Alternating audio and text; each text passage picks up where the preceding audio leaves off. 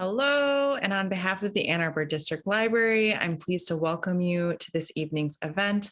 My name is Molly Bickley. I work on events at AADL. Tonight, we welcome 4 Michigan writers who will read and discuss their powerful tales from Chicken Soup for the Soul, I'm Speaking Now, Black Women Share Their Truths in 101 Stories of Love, Courage, and Hope. This edition of Chicken Soup for the Soul includes an introduction by Brianna Clark. Brianna writes, "These 100 stories and 12 poems written by and for Black women cover it all, from fierce to funny, about hopes and dreams, fears and realities, identity and self-discovery, family, children, even hair.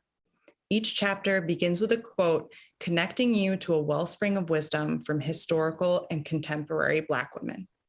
Tonight, we are joined by authors Sonya Vann DeLoach, Dr. Kamaria Washington, Courtney Conover, and Naomi Johnson. Sonya Vann DeLoach, whose family is her muse, has written for the New York Times, Chicago Tribune, and Detroit Free Press, where she was a copy editor. She has a BA in journalism from Wayne State University in Detroit. Sonya lives with her husband, Shawn, in Ann Arbor, Michigan, where she's writing a memoir about life after Tokyo. Dr. Kamaria Washington is a proud product of Detroit, Michigan, and is a doctor of physical therapy who is passionate about pelvic health rehab and the peripartum journey.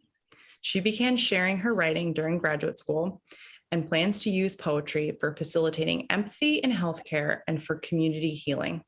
You can read her blog at the Free DPT or visit her on Instagram at Dr. K. Washington, Dr.K. Washington. Courtney Conover is a writer and certified yoga instructor who, since the pandemic, lives for dark chocolate-covered almonds and Zoom happy hours with friends. She and her former NFL lineman husband are proud, grateful, and tired parents of an elementary school-age son and daughter. She blogs at CourtneyConover.com. Naomi E. Johnson received her Bachelor of Applied Arts in Integrative Public Relations from Central Michigan University in 2016. Outside of her career in marketing and event planning, Naomi enjoys singing, yoga, and time spent with family and friends. She plans to continue spreading love and hope through storytelling. We are so happy to be joined by these 4 Michigan women who are going to be speaking to us tonight about their work and their writing in this book. Before we jump into it, we're going to share a trailer from the publication of the book.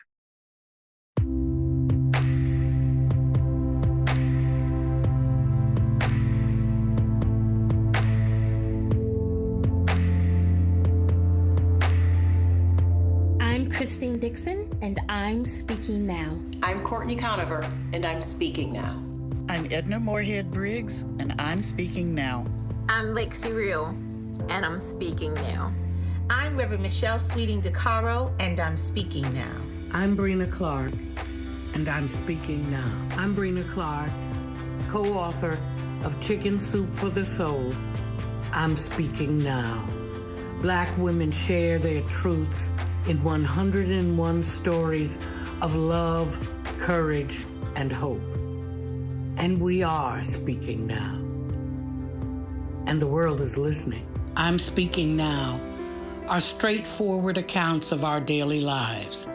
Some of the stories are sweet, some are about our beloved forebears, some are about dreams, and some are raw and real.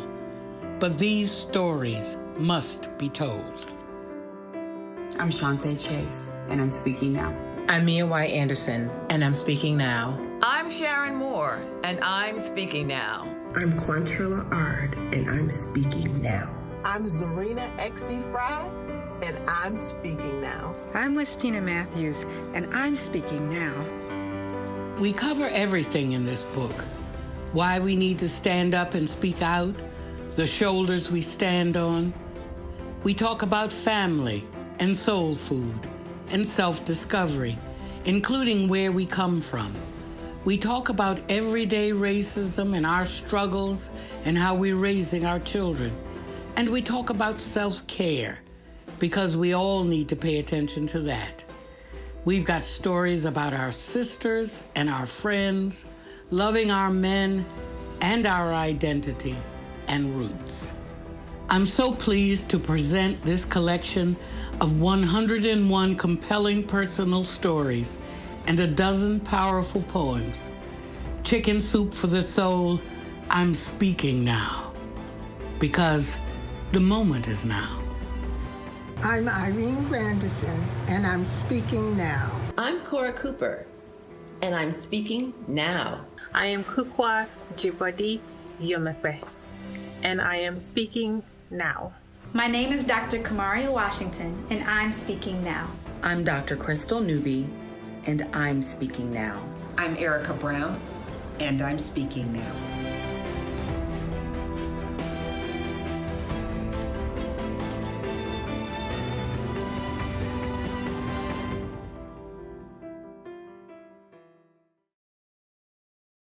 Thank you so much. So tonight we're going to hear from each of the authors, each of our 4 authors. And following hearing from each of our authors, we'll open up the event to Q&A. This event will be recorded and made available on the library's YouTube channel shortly after the event. And let's see, when we open it up to Q&A, you are welcome to raise your hand and we can unmute yourself and you can speak directly to ask a question, or if you would prefer to write your question down into the chat, that will also be opened up at the end. So thank you so much everyone for joining us, and we're going to hand it over to our authors. Okay, I'll go first. Doing the best at this moment puts you in the best place for the next moment. Oprah Winfrey. And my poem is Garden of Delight. In my small plot of backyard garden, I am lady of the land. The surprising flash of yellow flowers under wide green leaves marks where cucumbers will eventually grow. Lush arugula, tempting to tiny caterpillars, is already fit for first harvest. 3 varieties of tomatoes, 2 heirlooms and 1 Roma, tower over my microfarm. Dazzling sunny flowers open and hint at the fruit to come. I haven't gardened since I was a 6-year-old, happily toiling alongside my mother in the little square under the kitchen window of my childhood Detroit home. Born in Louisiana and raised in Tulsa, Oklahoma, Artie Mae never thought not to grow her own food and flowers. Leafy collard greens, bountiful enough to share with neighbors. We ate garden to table long before organic was a thing. Now grass covers the little square, but crimson canna lilies she planted in her last spring have returned faithfully each year since she left, even though they weren't meant to be perennials. The grandchildren who adored her are all grown now. The grands and greats and great-greats are living evidence of her obedience to the edict to be fruitful and multiply. The fear of shortages and need for mental clarity drove me to plant my victory garden in the spring of the quarantine. The harvest belongs to my Southern mother, Artie Mae. Thank you.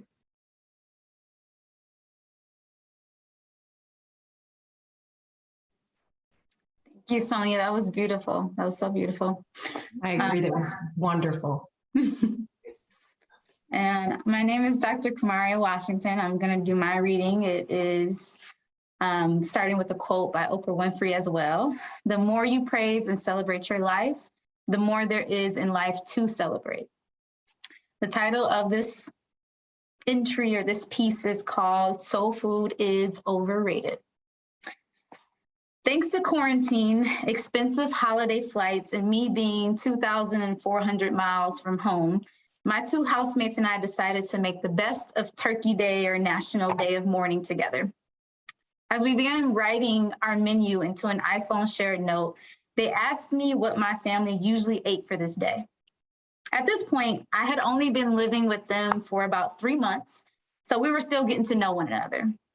I closed my eyes, dropped my head back, and pictured the tables crowded with mac and cheese, collard greens, candied yams, baked turkey wings, corn on the cob, fried chicken, baked beans, cornbread, homemade rolls, important, peach cobbler, sweet potato pie, pound cake, banana pudding, and so much more. With every detail I could think of, I gifted them the smells, textures, and especially the taste right into their imagination. When I lifted my head and opened my eyes, they had theirs closed and saliva creeping out the corners of their mouths. Cam, you have to make all of that. Uh-oh. I talked myself right into a trap. My housemates, half-sisters who share Mexican heritage and never had a holiday fixated on soul food, were asking me to take on a feat fit for a big mama. Now, some of you may read this or hear this and not see a problem. Of course, you wouldn't make all of that, but you definitely could whip up the staple items and confidently bless those young ladies with incredibly satisfying home-cooked soul food. But I, a 25, now 26-year-old Black woman from the heart of Detroit who had soul food at every holiday she could think of, had a bad case of stage fright. I'm not sure if it's from my mom never having me help in the kitchen. I'm not sure it's from the boarding school in the suburbs, the introduction to Whole Foods and chia seeds in college, or my short-lived plant-based phase during graduate school, but nothing within me was confident about completing the task. I had previously had my Black card revoked by a friend for not knowing how to braid hair and for never having watched one episode of Living Single. I have since then, since this was written. I had to accept this challenge. And I made sure that I was the only one in the house that knew it was going to be a challenge. After a few phone calls to the aunties and mamas in my life, and some time on the internet looking up the Southern version of every familiar dish, I had some pretty solid recipes. I was ready to try making the staple soul food items, candied yams, collard greens, and the showstopper, mac and cheese. Thankfully, we agreed to have a meatless meal, and my housemates wanted to make a couple other side dishes of their own, so I didn't have to rattle my brain with more than this. I created my e-note grocery list, scurried through 3 different grocery stores to get the exact ingredients required, paid an absurd amount of money for cheese. Did I mention I'm a grad student? And then made it home to start prepping before the big day. I won't bore you with the hours spent in the kitchen, but I do know that I understand why Big Mama always needs a foot rub after cooking dinner. Fast forward to the big day. The meal looked lovely. Nowhere near as much food, and definitely some healthier and more unique options like fried oyster mushrooms instead of fried chicken. But nonetheless, the meal was looking good. I took pictures and sent them off to my kitchen superiors for validation, and then sent up a prayer that everything would taste as good as it looked. We made our plates and came to the table, eager to dig in. I closed my eyes as my housemates' forks made their way in slow motion to their mouths. Dear God, please don't let me get another Black card revoked today. Cam, this is so good. My eyes shot open. Did I just level up? Both of them kept carrying on about how good my dishes were and how amazing the mac and cheese and candied yam combo I taught them was. I was in shock. Finally, I decided to dig in and to enjoy the experience. I had a bite of each dish and was surprisingly underwhelmed. Was soul food overrated? Don't get me wrong, it was good, and it would have fit in just fine in any Black family holiday spread, but it wasn't how I remembered it. There was no spades games playing nearby, no little cousins sitting on my lap trying to use my phone, no thunderous laughter and clinking of drinks from my uncles, no warm hugs followed by cold jokes from my siblings, no hand-holding for grandma's prayer, no aunties asking about my dating life, and no fighting over who would have the last slice of sweet potato pie. The more I ate, the more the feeling of emptiness grew inside me. And then I knew why it was called soul food. It's all the love that happens around you while eating it that makes your imagination remember the food for more than what it really was. Kamaria Washington. Thank you. Lovely. First, that was lovely. Second, now I'm hungry. And I ate before this and I'm hungry. I'm hungry myself.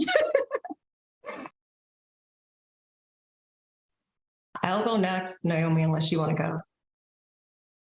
Go? Okay. Well, like the other two before me, my story starts with a quote. My quote for my story is from Barbara Jordan. I'll read that first and then go into my piece. Just remember, the world is not a playground, but a schoolroom. Life is not a holiday, but an education. One eternal lesson for us all, to teach us how better we should love. And that's a quote by Barbara Jordan. I don't see color. Hey, did you watch the nigger show last night? My classmate Tommy, AKA Mr. Popular, was most likely referring to the sitcom A Different World. My knee-jerk response was to climb the ladder of the jungle gym because that's what you're conditioned to do when you're the newest kid on the block and, in fact, are the only Black girl at Stottlemyre Elementary, located in Westland, Michigan, a suburb 20 miles west of Detroit. You steel yourself, you will away the tears, and keep swallowing until you finally succeed in suppressing the lump in your throat. You see, that playground episode wasn't my first trip to the racial epithet rodeo.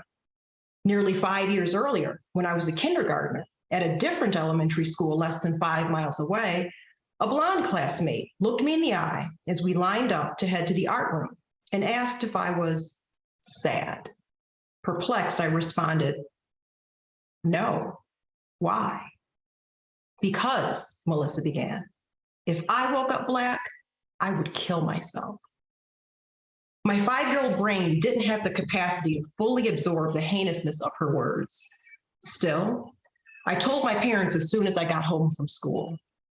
What quickly ensued was a heated argument between my parents behind closed doors. I heard it all. My mother wanted to yank me from that school. My father, however, begged to differ. She stays, he said firmly. The thicker her skin, the better. I would go on to develop a particular brand of resilience that comes from having experienced perverse exclusion at school while simultaneously being enveloped in the strongest love at home. Looking back, my parents nurtured my budding self-confidence by supporting my interest in music and athletics. To know me was to know that I was both silly and cautious, loyal and independent. But to most of my peers, my color alone was what defined me. And so, a 13-year-old me was flat out dumbfounded when my then best friend Renee said what she said after confiding in me about her parents' imminent divorce.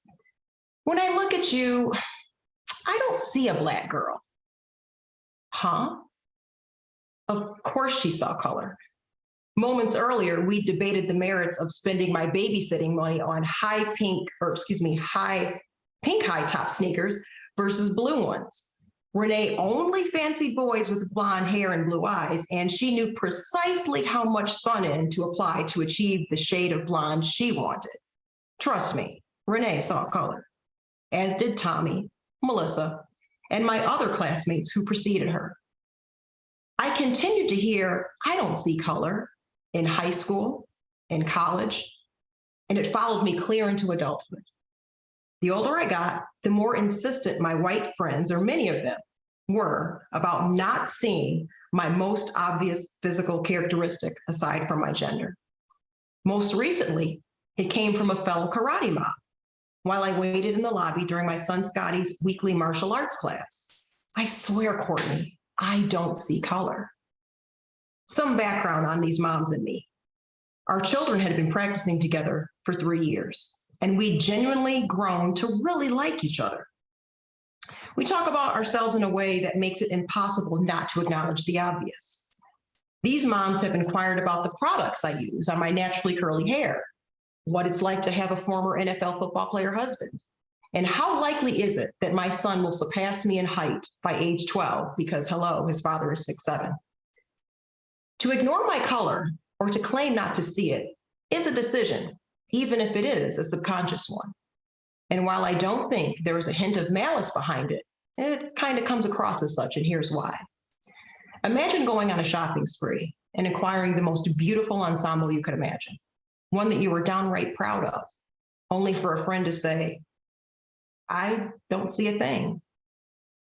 Are they saying my color makes them so uncomfortable that they have to pretend I don't look like me? For many of my classmates, I was that rarity, the only Black person that they had ever really become acquainted with. They retained their generalizations and stereotypes about Black people. I was just the exception. So then, what happens when those classmates meet a Black woman who was raised in a two-parent household, who graduated from college, and who, like them, volunteers at their children's elementary school and listens to Def Leppard and Loverboy and Ohio Player and more? Enter something else I've heard my entire life. You're Black, but you're not Black. But I am Black, and it's okay for you to see it. Black people are not a monolith. I can be all things you like about me as well as Black. All can and do exist. Seeing a person's color is not racist, but acting on any prejudiced attitudes because of that person's color is, whether one does this deliberately or has been culturally conditioned over time to do so. The question is not whether we see color, because we all see it. The question is, why would anyone choose not to? The key, I believe, is recognizing and challenging these thoughts when they occur. Nipping assumptions in the bud is a good thing too. Please, see my color. Better yet, embrace it. Just as I'd hope you would come to appreciate my wry sense of humor and my penchant for extra hot coffee. But if you must find something to ignore, I'll give you something. Go ahead and overlook these gray hairs. Because to know me is to also know that I just don't care enough about dyeing them. Thank you. Yes, that was absolutely beautiful. I've been extremely blessed by all of you ladies tonight. It's been just such a blessing, such a pleasure hearing from you. So yeah, I'm definitely grateful. And last but not least, I'll share my story. So my quote for my story is, "Each time you love, love as deeply as if it were forever," by Audre Lorde. I never had the privilege of meeting my grandmother on my mother's side. So how is it possible that a memory of her lingers in my mind? Maybe it's the constant mention of her name or the pictures I've seen. Or maybe it's the sweet, delectable dessert, Annie Bell's famous pound cake, that created a bridge connecting me to my grandmother. Waking up to my mother baking her mother's famous pound cake. The buttery aroma of the batter would fill the house.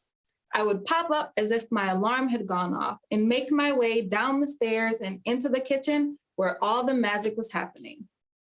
My mother would pop the beaters out of the mixer and hand one to me, coated with the perfect amount of batter. Immediately, my heart was full as I licked the beater clean with no trace of batter remaining. This pound cake had an extraordinary reputation, and orders began rushing in. My mother would make hundreds of cakes, and I was always there, waiting for my favorite and most important job. Each time, I felt a closeness, like the arms of a grandmother bringing you in close and holding you until you lost track of time. My mother did not keep this recipe a secret. Although others tried to imitate this work of art, they always found that something was missing. Nobody could make it exactly how my mother and grandmother could. Every step and each ingredient was listed in our church cookbook, but the outcome was only flawless when my mother was in the kitchen. I wondered if this had anything to do with the special pan my grandmother used and passed down to my mother, or was it deeper than that? I knew one day I would have to attempt baking this famous pound cake, but what if I failed? What if, like all of the others who tried, I didn't have what it takes to successfully make this family recipe. I told myself, if you fail, who cares? Just keep trying. And if it doesn't come out perfect, it's still a cake. Eat it anyway and enjoy every single bite. I purchased all the ingredients and made sure I prepped everything the night before. I felt ready. The morning came and I woke up extremely excited and ready to put my skills to the test. I ran into the kitchen and reached into the cabinet to take out that cake pan, the third generation to use it. My mother knew I was nervous, so she guided me through each step via video chat. Thank God for technology. Whether it was as simple as gradually adding the sugar or sifting the flour, my mother held my hand virtually through the entire experience. As she smiled and watched me do what she did for so many years, I couldn't help but picture that bridge again. That bridge that I felt as a child that connected me to my grandmother, whom I never met. At the age of 25, in the midst of a pandemic, I baked my first pound cake. A pound cake that tasted identical to the one that ran through my veins for generations. Instead of the once so little girl running down the stairs to taste test the batter, I was now the one in the kitchen. The one who will one day wake her children with the tantalizing smell of a pound cake being prepared. As I hear the sound of my children's footsteps, I will meet them with a batter-coated beater. As they enjoy their treat, I will know that their ancestors are wrapping them in their comforting arms. My children will feel warmth that they won't know how to explain, and a love that they haven't been able to touch. Using the same cake pan that my grandmother used to bake cakes, I unveiled my flawless replica of our family recipe. I swear, for the first time, I heard my grandmother's voice. She whispered, "Now you are the carrier of this family tradition." The end. Thank